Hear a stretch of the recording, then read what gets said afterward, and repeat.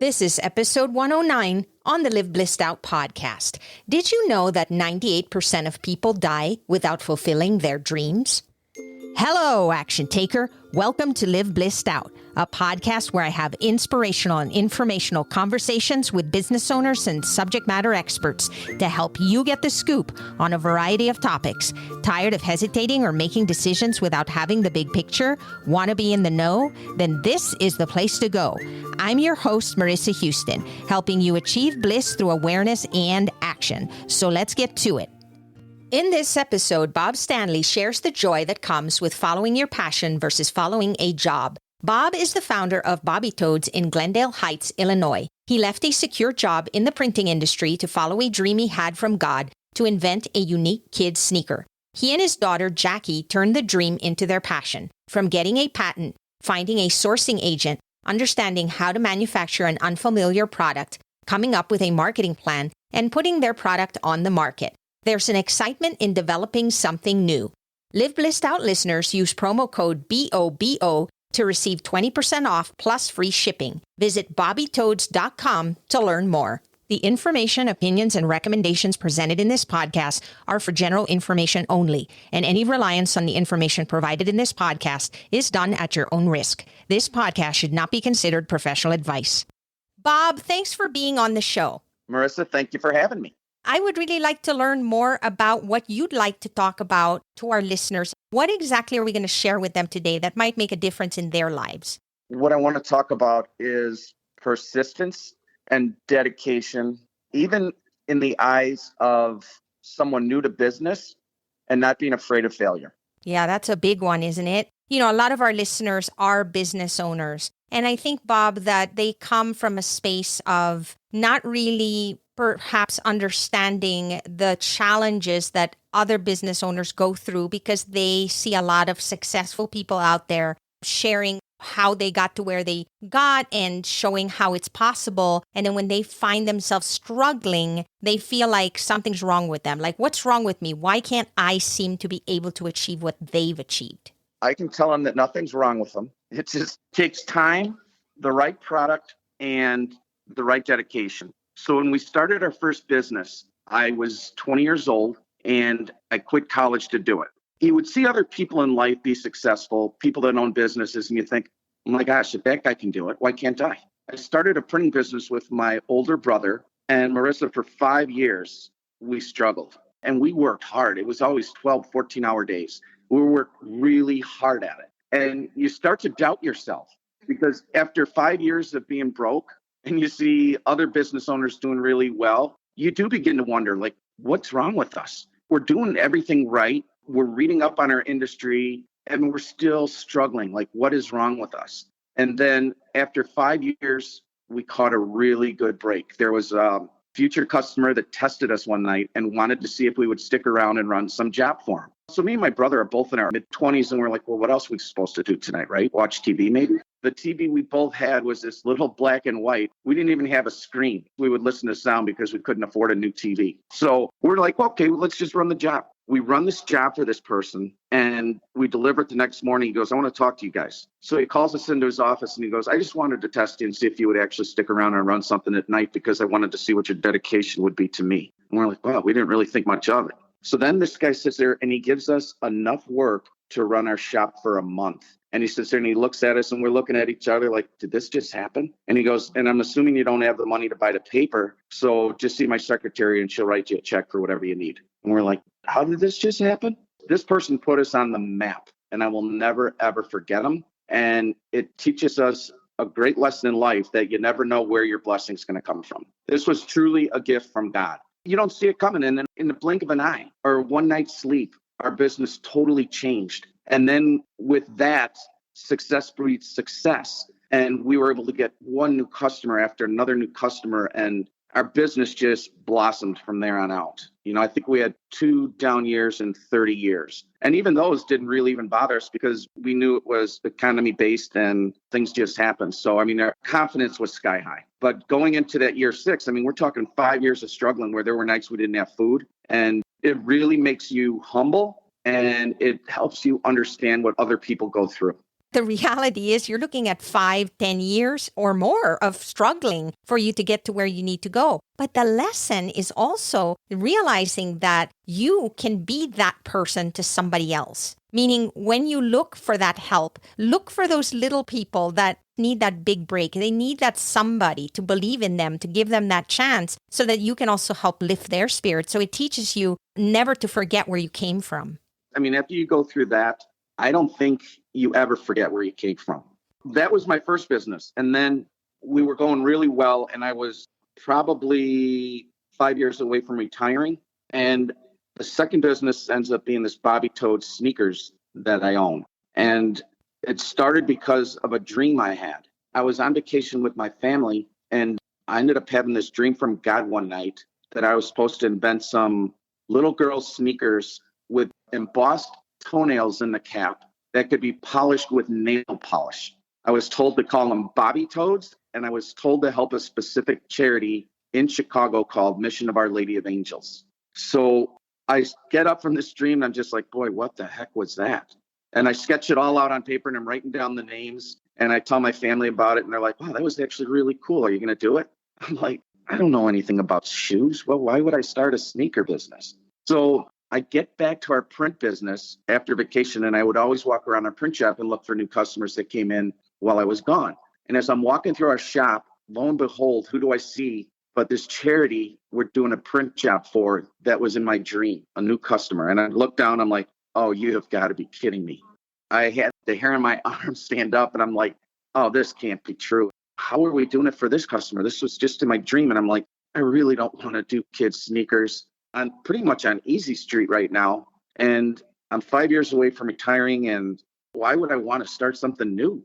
So the story in this one goes, I gave my brothers a 5-year notice that I was stepping down from our family business. And I coincided it with my daughter, Jacki, graduating from the University of Miami. Because Jacki was in high school at the time. I'm like, all right, 5 years down, maybe she'll be graduating. Maybe she'll want to go in business with me. So my Jacki is my business partner now, and we now sell kids sneakers. And then through that, we also have another product called Bobbi-Toads, which are, we'll take teams' mascots, reduce them to 3 inches, and we patented this feature that they can attach to like shoes, backpacks, purses, keychains, hair, necklaces. And that's our new business. The weird thing is, Marissa, is I'm experiencing all the same things I experienced when I was starting the other business. I mean, at the time, I'm like, oh, man, this one's going to be a piece of cake because you already learned all these other things that you needed to know for business. Well, it's a learning curve all over again. Persistence again. We're persisting. Yeah, you still have skills. Sure, you've been in business where you understand the basics, but now you're doing something very different. And so you're having to go through the same questions like technical things that you didn't know about sneakers, for example, or even marketing strategies like exactly what do people want and color schemes and things that you just didn't apply in your other business because you were used to a process. It worked. You had a formula. And now it's like a new recipe. You may have some similar ingredients in there, but how you make it and put it together is very, very different.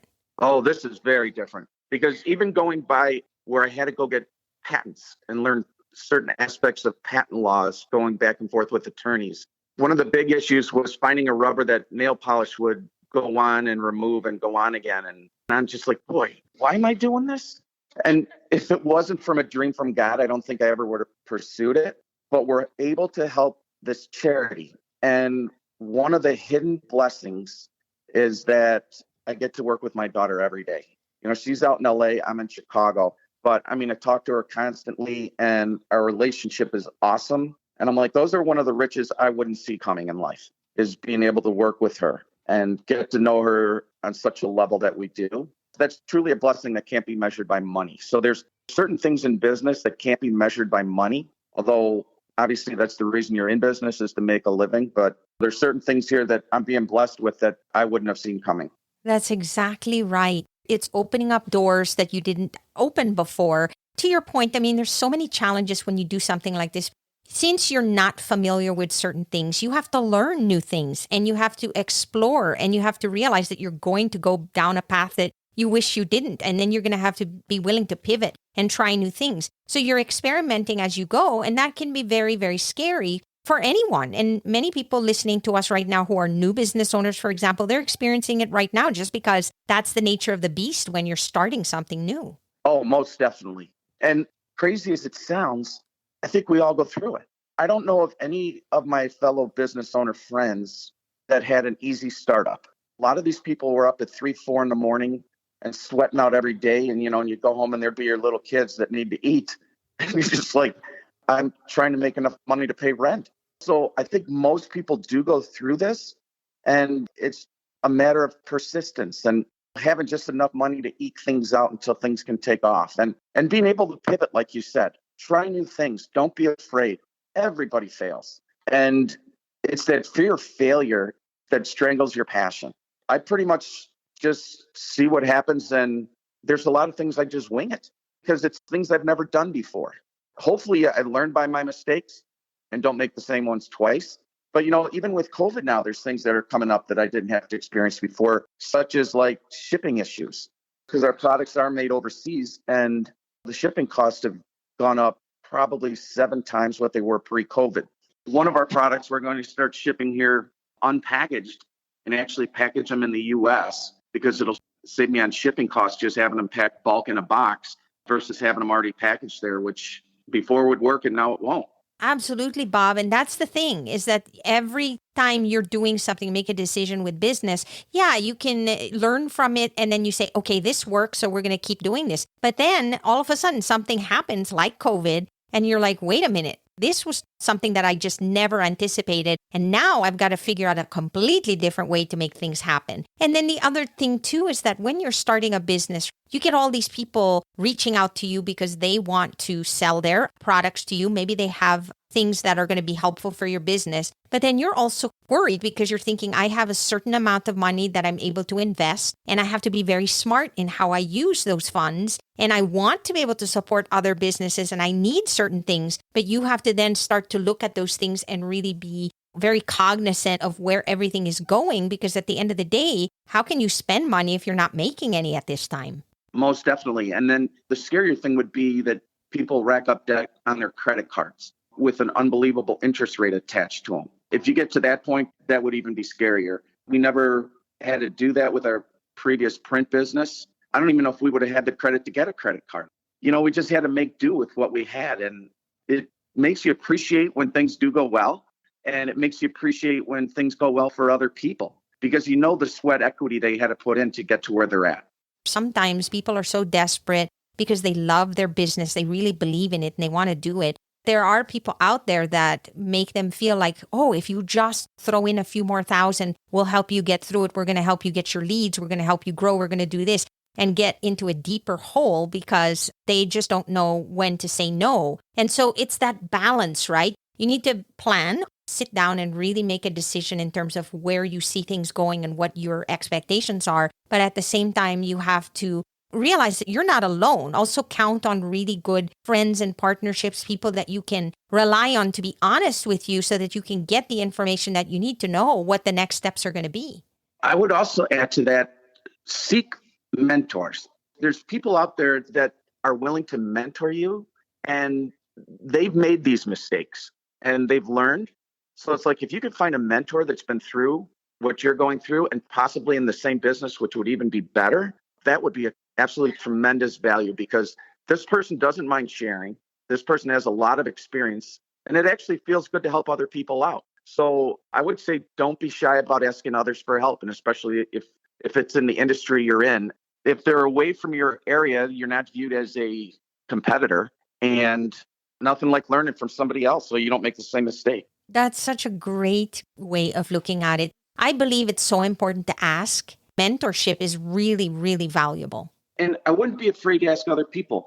If you go for a mentor, money's not this mentor's driving factor if this person's already successful. They don't need your money. A few $1,000s to them isn't going to make a bit of difference. They probably would get a big kick out of seeing you succeed. So I would say don't be afraid to go approach people that have the experience, because these people have been through it. And then when you become successful, you pay it forward to the next generation. Yes, and you can even give back in other ways. Don't you believe in collaboration, Bob? Like, aren't we collaborating right now? Oh, yes. I believe that collaboration is such a wonderful thing because it's a win-win for everyone. For example, I have a friend who has a newsletter that she puts out to all of her clients, but she doesn't want to have to come up with the content all the time. And she also believes in promoting other small businesses that might not have the opportunity to get in front of her audience. So what does she do? She reaches out to them and says, "Do you have an article that might be of value to my audience? I would be happy to put it on my newsletter and send it to them. And this way I can promote you to them and at the same time use your knowledge to educate my readers." It's a win-win for everyone. So I really believe in thinking outside the box and coming up with ways to help each other. That's very giving of your friend that she's willing to promote others like that. That's great. She's got a great soul. Yeah, because we're in the weeds and we're so involved in what we're doing, we forget that there's so many ways to give. And collaboration to me is one of the easiest way to do it without having to worry that you're taking up somebody's time or you're burdening them in any way. You're creating an environment that is positive for everyone involved. It is. And you can also go on certain Zoom conferences and find other people that just want to help. And then they're looking for you to help others as well. So we all have something to give in life. All business owners have had fear at one point in their life. So that fear could come again. You could be riding on top of the world and things will change. So be very humble. Never forget where you came from because you never know if you're going back there. But don't be afraid to go on and find different Zoom meetings with business owners that could possibly help you as well. Yes, I believe in asking too, because I don't think we ask enough. Marissa, if you don't ask, you don't get. That's exactly right. And I think that so many people are just afraid of that because they don't want to be turned down. And then they're also afraid of perhaps what the person might think of them. You just go in with humility and say, "Listen, I'm completely okay with whatever you decide, but I'm going to put it out there. And if you're willing to help or if it sounds like something you're interested in, please let me know." And have that type of dialogue, because if you don't, the other person can't read your mind. That's definitely correct. When we first started our business, I knew nothing about sales. Here I'm this 20-year-old kid, and I'm going door to door trying to sell our printing jobs. I had no idea what I was even talking about. I guess it's like asking someone out on a date. After you go through a few times, you get rejected a few times, you kind of get used to it. So it's just a matter of getting used to it and just getting over the fear. The fear is the thing that holds a lot of people back. The thing that'd be worse is having this great idea or having this business you'd want to start, and then at the end of your life, looking back and having the regret. I think it's easier to get over the fear of doing something than to live with the regret of not doing it. You know, you talked about the fact that you wanted to make a difference in this charity and that you were switching gears completely because you knew that this was more of a mission for you. This was something you really needed to do. What did you do with this charity to help support them? How did that evolve for Bobbi-Toads in terms of where you want to go to spread happiness with your product? When we first started with this, I didn't really want to share our story. I was afraid of what people would think of me. All right, I had this dream from God, and now I'm starting a business because of a dream I had. There was fear again. Even in my second business, I guess I was afraid. And I got over that fear when our PR person told me that the more I share the story, the more I could help other people. And she had to explain it to me because I'm like, yeah, but I really don't like to share what we do. I don't want to seem like we're bragging that we can help other people. But then I started understanding more and more of what she was trying to tell me. So when we go into the mission, what we do is once or twice a year, we'll have events there. And we have one coming up for Christmas where we'll donate, say, 500 pairs of sneakers. And we will have a booth set up in their facility. And we'll have like 10 chairs and we get like 10 volunteers. And there's probably, 500 kids that come through and 1,000 total people will come through. And this might be their only time for Christmas. So other businesses will give too. And these kids can come through this line. And we'll have 10 people checking out their foot size and we're putting shoes on them. And it's a great opportunity. So another thing we'll do is we work with certain children's hospitals and we'll go in there and we'll have Bobbi-Toads Day and we'll go into oncology. So for all the kids in oncology and their siblings, we'll go in with the staff and we'll fit them for shoes. And my daughter, Jacki, does these events and it'll be a day for them to like polish up their shoes and maybe take their mind off what they're going through, which would be key. And then there's times we'll give to like natural disasters. When there was a natural disaster in Puerto Rico, we gave probably 800 pairs of shoes to that natural disaster. Or we gave a lot of shoes to the orphanages in Ghana. And these things actually help me understand why I'm in business. It's past the point of money. It's now to the point of trying to see how we can help other people. And I guess in helping other people, we do help ourselves because there's a feeling we get from it that I don't get when we get an order. It's a different type of satisfaction from business. I'll just say that. In this section of Chicago, some of these kids have never had any shoes. And you're just like, wow. This brings me back to my days when we started a print shop where I was changing out the bottom of my shoes with cardboard because they had holes in them. We would just change out the bottom of our shoes and just put new cardboard in there so our feet wouldn't hit the snow. And I'm like, man, I never forgot that. So I understand where people come from. As long as you're willing to work hard and you have a good idea and you're persistent, there can be a lot of beautiful things that can happen in business. And your products are beautiful, fun. Your website is so happy. I'm an adult and I look at the shoes and I go, oh my goodness, that pair is adorable. Where's the adult size? Marissa, I actually did bring in women's size 9 because of my daughter. We've got kids in their 20s ordering these to go to dance clubs and festivals and dance in our light ups. So yeah, my daughter pushed that. My daughter, Jacki, does all the design. She works on the website. You know, the weird thing is we each wear like 10 hats. When I was in the printing business, you know, at the beginning, I mean, I had to run all these different pieces of equipment. And now it's like I started out as a 20-year-old kid again in my mid-50s in a whole nother business. Now I'm the guy wearing the 10 hats. And at the end of my career in printing, I always just had a staff to do all the thinking. And I just had to make decisions. And now I'm the guy that has to do the thinking and make the decisions. But at least I have Jacki there to do everything. And she pushes me too to learn. She's like, what would you tell me in this instance? You tell me there's nothing I can't do. She goes, well, the same would apply to you, Dad. It's coming back. It's boomeranging me here. And you know, the lesson you're sharing with that is that it's so important to have somebody to partner with, that you're not alone. And having your daughter with you makes a huge difference. Sounds like she inspires you just like you inspire her, and you feed off of each other and help each other out so that you don't feel like you're just trying to run all this by yourself. Since many people are solopreneurs, they feel alone. They have no one to talk to, nobody to bounce ideas from. So the fact that your daughter's there with you makes a huge difference. It's amazing what she can accomplish. And the beauty of it is I've got this young brain. So I've got someone that understands Facebook, Instagram, Google ads. And there's times I'm like, why are we doing this? And Jacki will tell me why, you know, and I'm just like, oh, okay. So luckily I do have that. And then my wife is like so supportive. It's like she's always believed in me. I mean, she believes in me when I don't believe in me. Thank God I've got this support system. And my brothers are the same way. You know, I mean, they were my partners for 30 years. And my support system's huge. So if you have a support system, I'd say that's half the battle.